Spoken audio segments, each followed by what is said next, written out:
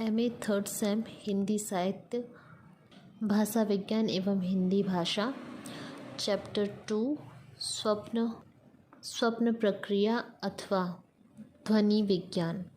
प्रश्न है, ध्वनि परिवर्तन और उसके कारणों का विवेचन कीजिए अथवा ध्वनि परिवर्तन के कारणों पर प्रकाश डालिए।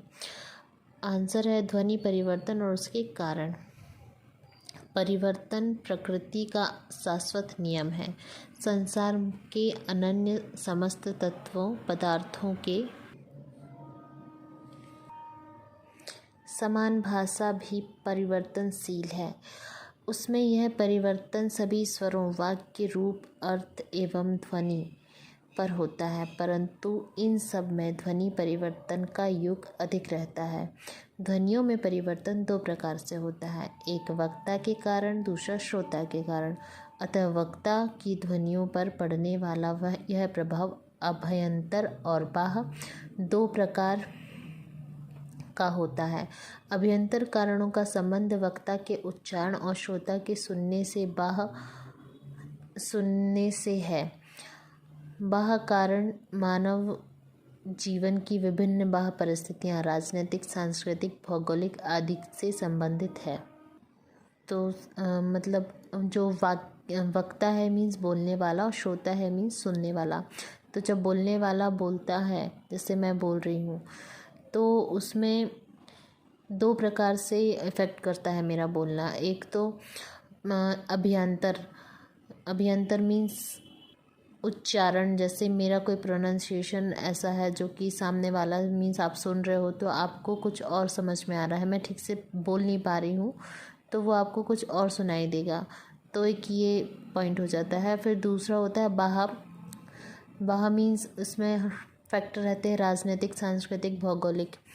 इस कंडीशंस पे डिपेंड करता है, कहाँ है, लैंग्वेजेस पे डिपेंड करता है, तो ये बाह्य फैक्टर हो गए। इसके बाद है ध्वनि परिवर्तन का कोई एक विशिष्ट कारण नहीं है, अपितु अनेक कारण समन्वित रूप से परिवर्तन कराते हैं। उदाहरण के लिए हिंदी में प्रसिद्ध काम, कर्म, काज शब्दों को लिया जाता है। शब्दों में पूर्वज शब्द कर्म, काम है। इस परिवर्तन में देश या काल दोनों का योगदान है। इन्हीं परिवर्तनों को ध्यान में रखकर पतंजलि ने महाभाष्य में लिखा है कि एकैकस्य हि शब्दस्य बहवो पभ्रंशा, अर्थात एक ही शब्द की अनेक अपभ्रंश ध्वनियाँ होती हैं।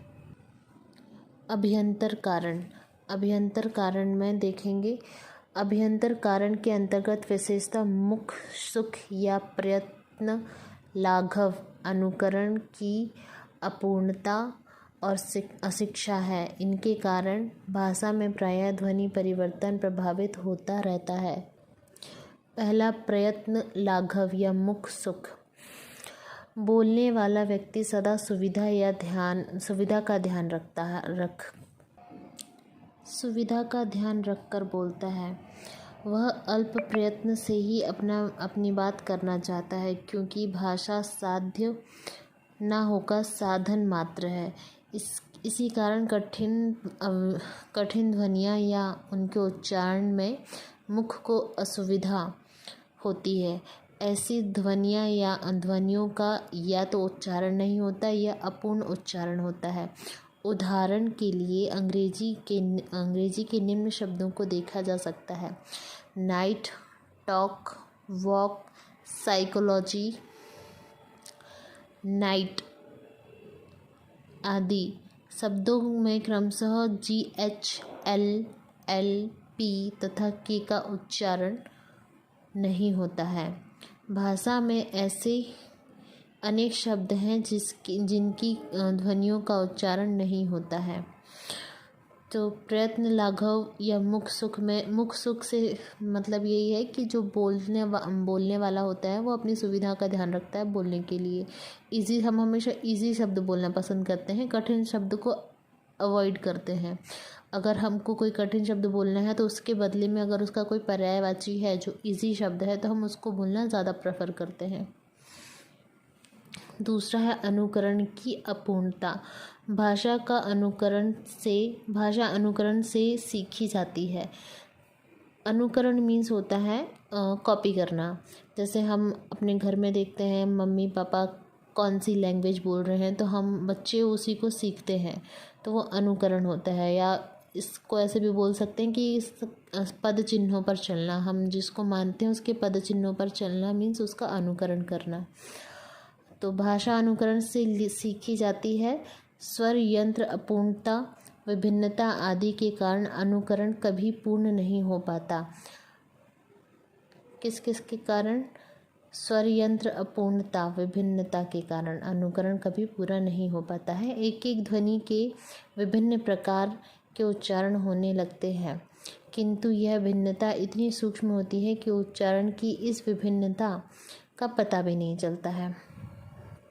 तीसरा है अज्ञान के कारण भी उच्चारण पूर्ण नहीं होता है। डॉक्टर सिंह ने लिखा है कि निश्चित ज्ञान के अभाव में भी अनेक शब्द अशुद्ध उच्चारित होने लगते हैं।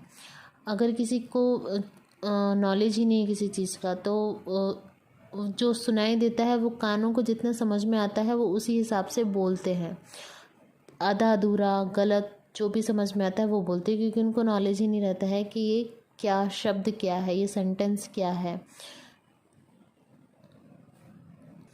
तथा इसी उच्चारण के कारण ध्वनि में परिवर्तन हो जाता है। जैसे विंध्योपाध्याय शब्द का बनर्जी उपाध्याय का झा वास्तव में मुख सुख या प्रयत्न लाघव के परिणामस्वरूप बन गया है। वास्तव में मुख सुख या प्रयत्न लाघव के साथ साथ अज्ञान आदि अनेक कारण कार्य करते हैं, तथापि प्रधान कारण मुख सुख ही है। तो ये बोल रहे हैं ये सारे कारण जो भी फैक्टर हैं सब साथ में काम करते हैं, लेकिन मुख सुख जो है उनमें मेन फैक्टर है। भावुकता, फोर्थ है भावुकता। भावुकता प्रेम और आवेश के कारण भी कभी कभी व्यक्ति शब्दों के विभिन्न प्रकार के उच्चारण करता है। यही शब्द कभी कभी अधिक प्रयोग के कारण भाषा में ध्वनि परिवर्तन तथा उसकी प्रेरणा देते हैं। पांचवा है भ्रामक व्युत्पत्ति। भ्रामक व्युत्पत्ति में भी अज्ञान ही प्रधान कारण होता है, किंतु भ्रामक व्युत्पत्ति जानबूझकर भी करता है। नवीन शब्द जब परिचय में आता है मनुष्य उससे मिलते जुलते पूर्व परिचित शब्द में उसको मिलाकर देखता है और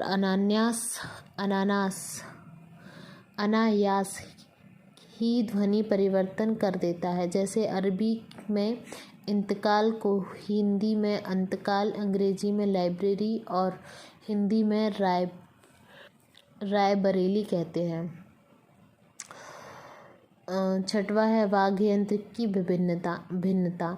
प्रत्येक व्यक्ति का वाग्य यंत्र एक दूसरे से भिन्न भिन्न होने के कारण सभी व्यक्ति प्रयत्न करने पर भी सभी ध्वनियों का उच्चारण एक समान नहीं कर सकते हैं, अतः इससे ध्वनि परिवर्तन हो जाता है। ठीक है, एक तो ये हो गया वाग्य यंत्र। हर एक जो मनुष्य है उनका जो वाग्य यंत्र है उसमें थोड़ा सा डिफरेंस रहता है, जिसके कारण उनका जो उच्चारण है उसमें थोड़ा सा डिफरेंस होता है। कोई क नहीं बोल पाता है, कोई र को ड़ बोलता है, तो थोड़ा कहीं ना कहीं डिफरेंस हो जाता है। सेवंथ है परिवेश। कभी कभी आसपास में ध्वनि के कारण किसी ध्वनि में परिवर्तन हो जाता है। उदाहरणार्थ कुंचिका मतलब कुंजी। नेक्स्ट है ग्रह घर। नेक्स्ट घोटक घोड़ा। आदि में च ग ट ध्वनियाँ क्रमशः ज घ और ड़ में परिवर्तन प्रवेश का अभाव है। कुच्चिका और कुच्ची इसमें च आधा आधा है। ग्रह और घर में ग शब्द का डिफरेंस बनता है। फिर घोटक और घोड़ा इसमें ट शब्द का डिफरेंस बन रहा है। अपमान। नेक्स्ट है उपमान, अपमान नहीं उपमान।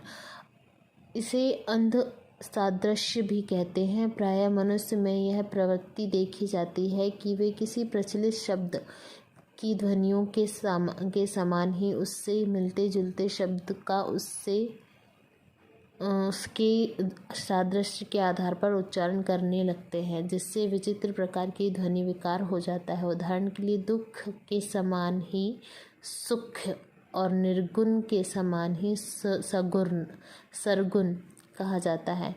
मीन्स वही, जैसे अंध सादृश्य, मिलता जुलता कोई शब्द है, सुनने में आया, ठीक से समझ में नहीं आया, तो उससे हम जैसे जितना समझ में आया उतना बोल दिया, तो वो शब्द कुछ और ही बन जाता है। नेक्स्ट है काव्यात्मकता। काव्य में छंद के कतिपय नियमों का पालन करना पड़ता है। इसके लिए कभी हास्व की दीर्घ को हास्व, कुछ वर्णागम आदि कहा जाता है। यदि प्रवृत्ति प्राचीन और मध्यकालीन काव्य में बराबर मिलती है, यहाँ लय और तुक के लिए बहुत से शब्दों में ध्वनि परिवर्तन किया जाता है, जैसे वीर वीरा, कबीर का कबीरा, सूर का सूरा, नदी का नदियाँ, दहेली का दहेरी, द्वार का द्वार आदि। बाह्य कारण, अभी हमने ये पढ़े अभ्यंतर कारण, अब बाह्य कारण। बाह्य कारण में है भौगोलिक विभिन्नता, काल का प्रभाव एवं ऐतिहासिक परिस्थितियाँ, सामाजिक प्रभाव और सादृश्य। लेखन विदेशी ध्वनियाँ। तो पहला है भौगोलिक विभिन्नता। भौगोलिक विशेषता के कारण अनेक प्रकार के प्रभाव पड़ते हैं। इसके कारण ध्वनियों के उच्चारण पर भी प्रभाव पड़ता है। फलस्वरूप अनेक परिवर्तन होते हैं। उष्ण और शीत प्रधान स्थितियों में व्यक्तियों के उच्चारण में प्रायः अंतर रहता है। समृद्ध स्थान में व्यक्तियों और असमृद्ध भूभाग तथा ध्रुव देहात में रहने वाले व्यक्तियों की ध्वनियों के उच्चारण में अंतर होता है। उदाहरण के लिए उष्ण प्रदेश में रहने वाले व्यक्ति का मुख अधिक खुलता है और शीत प्रधान का व्यक्ति ठंड के कारण कम मुख खोल पाता है। फलतः दोनों के उच्चारण में अंतर रहता है। ठीक है। भौगोलिक विभिन्नता मीन्स जहाँ ठंडी रहती है तो ठंड के चक्कर में आवाज़ ही नहीं निकलती है। कोशिश करते हैं कम से कम बोलना पड़े, मुंह ही नहीं खुलता है। और वहीं जहाँ गर्मी वाले प्रदेश हैं तो वहाँ पर इजीली होता है मुंह बात करना, बोलना, उससे भी उच्चारण में फ़र्क पड़ता है। तो दूसरा है काल का प्रभाव या ऐतिहासिक परिस्थितियाँ।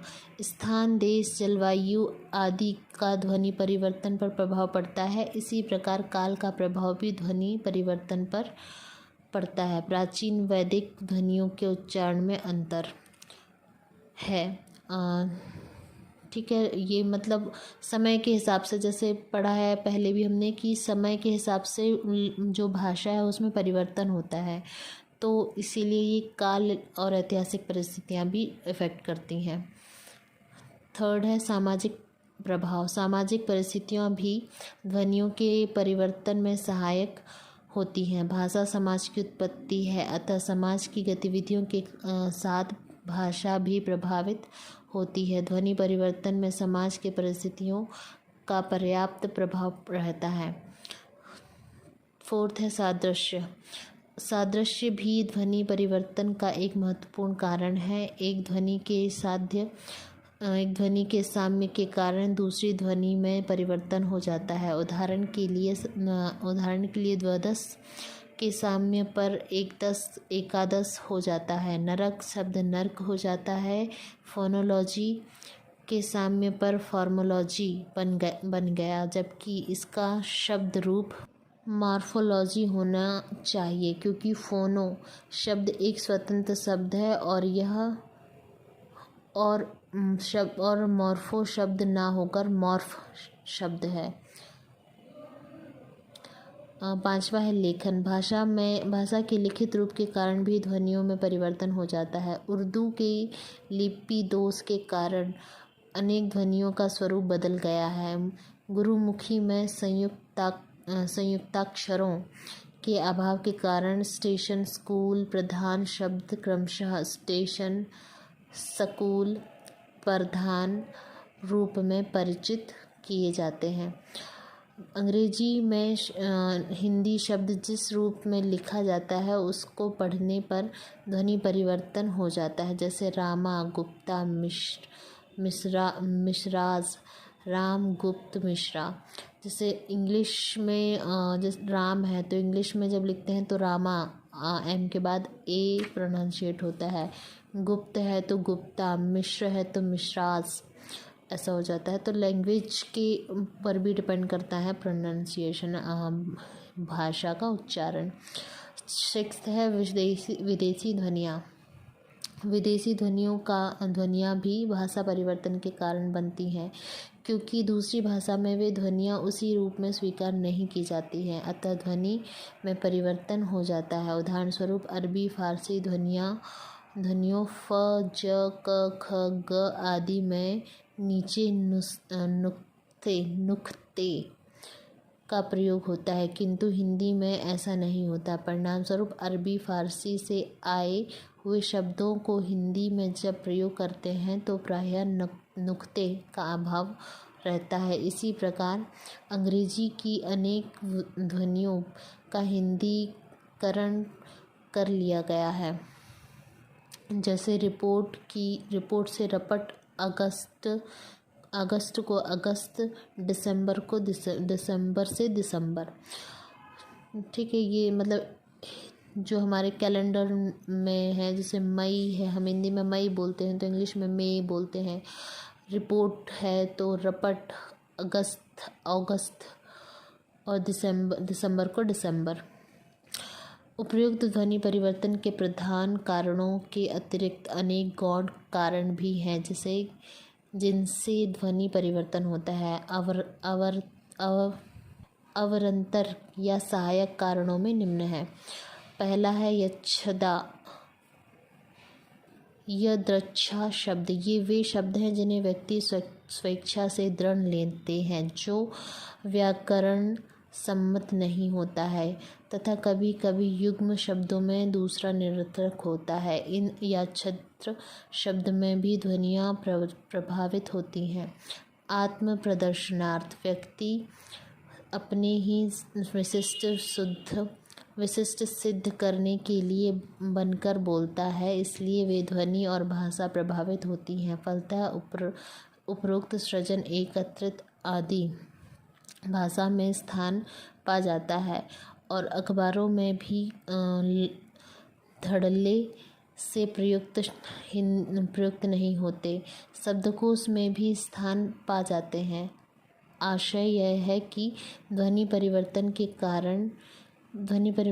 के अनेक कारण हैं, जो कभी एकांकी रूप में और कभी अनेक सहयोगी कारणों के साथ भाषा और परिवर्तन में परिवर्तन कर देते हैं। इस संबंध में मेरियोपाई ने ठीक ही लिखा है। भौतिक और मानसिक क्रिया प्रतिक्रिया, जलवायु, जातीय सम्मिलन एवं भाषिक सम्मिश्रण ध्वनि विकारों के कारण रूप में तथा अंतःजातियों के संपर्क से दूर एकांत जीवन भाषिक स्थिरता के कारण रूप में सुझाए गए हैं। संभव है कि इनमें से किसी एक बात और सभी बातों का प्रभाव पड़ता हो, किंतु उस प्रभाव को निश्चित रूप से सिद्ध करना कठिन है, साथ ही उसको असिद्ध करना भी उतना ही दुष्कर है।